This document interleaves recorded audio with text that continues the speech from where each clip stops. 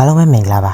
ကျွန်တော်တို့ခုရက်ပိုင်းတွင် social media ပေါ်မှာ Cristiano Ronaldo ဖန်နေနဲ့ Lionel Messi ဖန်တွေရန်ကိုတိုက်ပွဲပြင်းထန်နေတာကိုတွေ့ရပါတယ်အစကတော့ကျွန်တော်ဘာမှပြောဖို့အစီအစဉ်မရှိခဲ့ပါဘူးဒါပေမဲ့အချို့သော Messi ဖန်တွေ Messi ဖန်ဘောလုံးသုံးသက်သူတွေက Cristiano ဟာ Messi ရဲ့ level ကိုလုံးဝမရောက်ဘူးလို့ Zlatan Ibrahimovic တို့လိုကစားသမားတွေရဲ့ level သားလောက်ပဲရှိတယ်လို့စတဲ့တစ်ဖက်ဆောင်းတဲ့စကားတွေတစ်ဖက်ဆောင်းတဲ့ဝေဖန်ချက်တွေကြောင့်ကျွန်တော်ဒီဗီဒီယိုကိုဖန်တီးရခြင်းဖြစ်ပါတယ်ကျွန်တော်ထင်တော့သူတို့အားပေးတဲ့သူထက် Cristiano ရဲ့သတင်းတွေကိုပိုစိတ်ဝင်စားပြီးအသေးစိတ်စောင့်ကြည့်နေတယ်လို့ကျွန်တော်ထင်မိပါတယ်ကျွန်တော်အားလုံးဘာမှမပြောသေးခင်ကျွန်တော်အားလုံးဟာဘလုံးလောကကိုတကယ်ချစ်တဲ့သူတွေဘလုံးကိုတကယ်စစ်မှန်စွာချစ်မြတ်နိုးတဲ့သူတွေဆိုရင်ကျွန်တော်တို့ဒီကစားသမားကြီးနှစ်ယောက်စလုံးကို respect ထားရှိသင့်ပါတယ်အခုဆိုရင်သူတို့နှစ်ယောက်စလုံးဟာမြကင်းစိမ့်ပေါ်ကနေနှောက်ဆက်ဖို့အတွက်နောက်ဆုံးရွေးငင်ကိုရောက်ရှိနေပြီဖြစ်ပြီးအခုလက်ရှိ FIFA World Cup 2026ဟာသူတို့နှစ်ယောက်စလုံးရဲ့နောက်ဆုံးကမ္ဘာဖလားဆိုတာသိကြနေပါပြီဒါပေမဲ့ FIFA World Cup 2022အပြီးမှာ Lionel Messi ဟာ Argentina အသင်းနဲ့တူပေါ်ဆွဲနိုင်ခဲ့ပြီးနောက်ပိုင်းအချို့ Messi ဖန်တွေက Cristiano ပေါ်အရန်ဖိနှိပ်လာကြသလိုအချို့ page တွေ channel တွေကလည်း like တွေ view တွေအတွက်နဲ့ Cristiano ပေါ် respect မရှိတဲ့သုံးသက်ချက်တွေအချက်လက်တွေနဲ့ထိုးနှက်လာကြပါတယ်Cristiano ဖန်တွေကတစ်ဖက်ပိတ်တွေကြိုက်ဆောင်တဲ့အကောင်းဆုံးကိုမခွဲခြားနိုင်ဘူးလို့ပြောတဲ့သူတွေအတွက်ဒီနေ့မှာတော့ကျွန်တော်ဟာဘလုံးလောကရဲ့အမြဲတမ်းညှင်းခုန်နေရမယ်Cristiano Ronaldo နဲ့ Lionel Messi တို့မှာဘယ်သူက GOAT လဲဆိုတာကိုကျွန်တော်အမြင်တိုင်းအချက်လက်ကြကြသုံးသပ်ပြသွားမှာဖြစ်ပါတယ်။ Okay စလိုက်ရအောင်။စစ်မှန်တဲ့ greatest of all time GOAT ကိုကျွန်တော်တို့ဘယ်လိုသတ်မှတ်ကြမလဲ။ဘယ်လိုပေတံမျိုးနဲ့တိုင်းတာမလဲ။ World Cup နဲ့လား၊တွင်းကိုတွေနဲ့လား။သူတို့နှစ်ယောက်ရဲ့ကစားပုံတွေနဲ့လား။ဒါမှမဟုတ်သူတို့နှစ်ယောက်စလုံးရဲ့စူဖလားတွေစူးစိတ်အောင်မြင်မှုတွေနဲ့လား။စူဖလားတွေနဲ့စူးစိတ်တွေပိုင်းမှာဆိုရင်တော့ Cristiano Ronaldo ဟာ Champions League, Europa Top 3 League ၎င်းနဲ့သက်ဆိုင်တဲ့စူးစိတ်များစတဲ့အပိုင်းမှာအသာရနေတယ်လို့ Lionel Messi ကလည်း Ballon d'Or, Europa Golden Boot, World Cup စတဲ့အပိုင်းတွေမှာအသာရနေပါတယ်။နှစ်ယောက်စလုံးကသက်ဆိုင်ရာအပိုင်းကိုစီမှာအမျိုးအစားအရေးအတွက်ကိုစီတာလွန်နေကြပါတယ်။ Okay ဒါပေမဲ့ကျွန်တော်ကတော့အဲ့ဒါတွေကိုဒီနိုင်ရှင်ချက်ထဲမှာမထည့်ချင်ပါဘူး။သူတို့နှစ်ယောက်ရဲ့ playing style နယ်ပယ်တီးတီးမှာအောင်မြင်မှု World Cup စတဲ့အဓိကခေါင်းစဉ်၃မျိုးနဲ့နိုင်ရှင်ပြချင်ပါတယ်။နံပါတ်1 playing style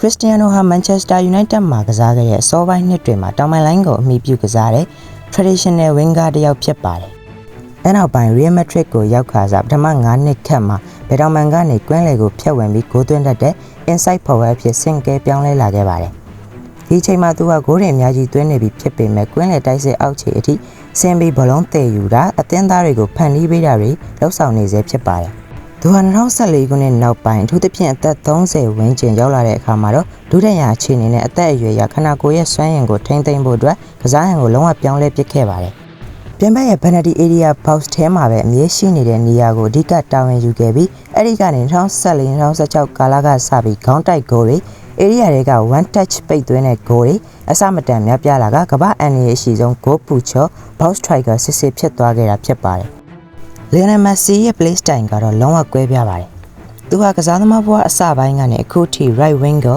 attacking midfielder, second striker စတဲ့ကွင်းလည်နဲ့ချိတ်ဆက်ကစားရတဲ့ creative playmaker လိုနေရာတွေမှာအဓိကကစားတာဖြစ်ပါတယ်။သူကသူ့ရဲ့အလင်ခောက်စွမ်းရည်နဲ့အတူကွင်းလည်နဲ့ချိတ်ဆက်ကကစားကွက်ပုံဖော်ခြင်းနေရာလို့ရှာဖွေပေးခြင်းတို့မှာပြိုင်ဘက်ကင်းပါတယ်။ဒီတော့သူတို့နှစ်ယောက်စလုံးရဲ့ playing style ကလုံးဝမတူပါဘူး။ Cristiano ကလက်ရှိမှာဂိုးသွင်းဖို့ကသူ့ရဲ့အဓိကတာဝန်ဖြစ်ပြီး Messi ကတော့ကစားကွက်ဖန်တီးဖို့ကိုပိုပြီးတာဝန်ယူထားတာဖြစ်ပါတယ်။ဒါကြောင့် Man of the Match မှာ Messi က Cristiano ထက်2ဆလောက်ပိုများနေရကမှန်ပါတယ်။ဘာလို့လဲဆိုတော့သူ့ရဲ့ playing style ကဘလုံးထိချက်အများပြားရတာကြောင့်ပွဲစဉ်တိုင်းနီးပါးမှာ rating 9နဲ့အထက်ရှိပါတယ်။ Cristiano ကတော့အဲ့လိုမဟုတ်ပါဘူး။သူကပြိုင်ဘက်ရဲ့ area ထဲမှာနေရာယူပြီးဘောလုံးလာကိုစောင့်ရတဲ့တာဝန်ကိုယူထားတာကြောင့်ဂိုးမသွင်းနိုင်တဲ့ပွဲစဉ်မျိုးတွေဆိုရင် rating ကထိုးကျသွားတတ်ပါတယ်။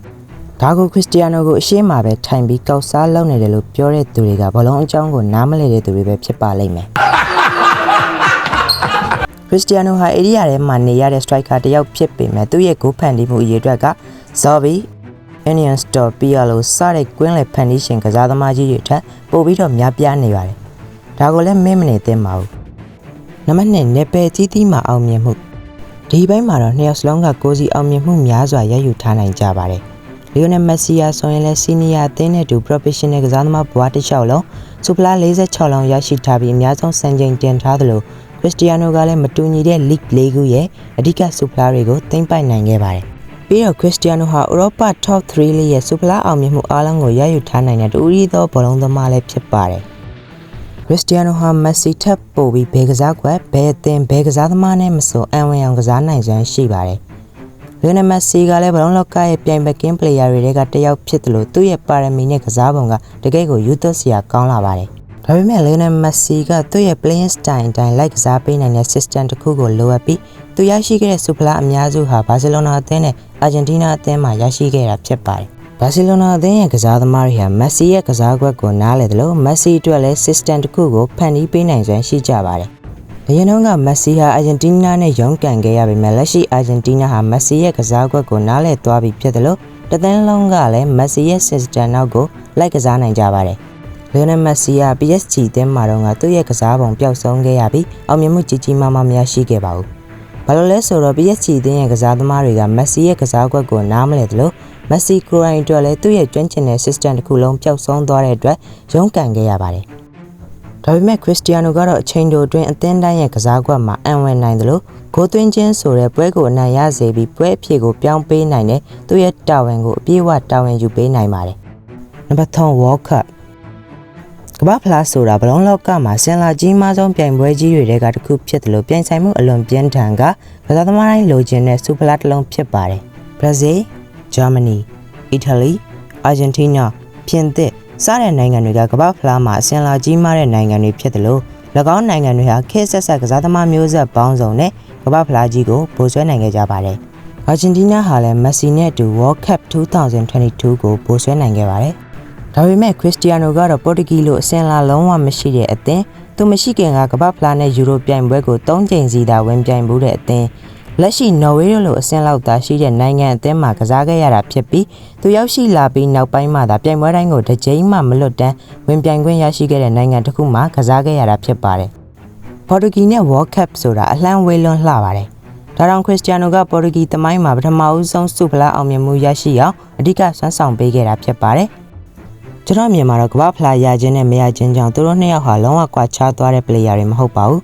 ကမ္ဘာဖလားရတိုင်းသာအကောင်းဆုံးလို့ဆိုနိုင်ရင်ဘရာဇီးကန်ဝင်ကြီးပီလီကအကောင်းဆုံးဖြစ်နေပါလိမ့်မယ်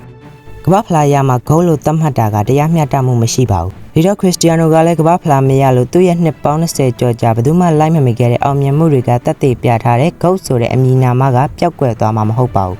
ကျွန်တော်ကတော့ကမ္ဘာဖလားကဂုတ်ဆိုတဲ့နေရာအတွက်အထောက်ပံ့တစ်ခုလောက်လို့ပဲမြင်မိပါတယ်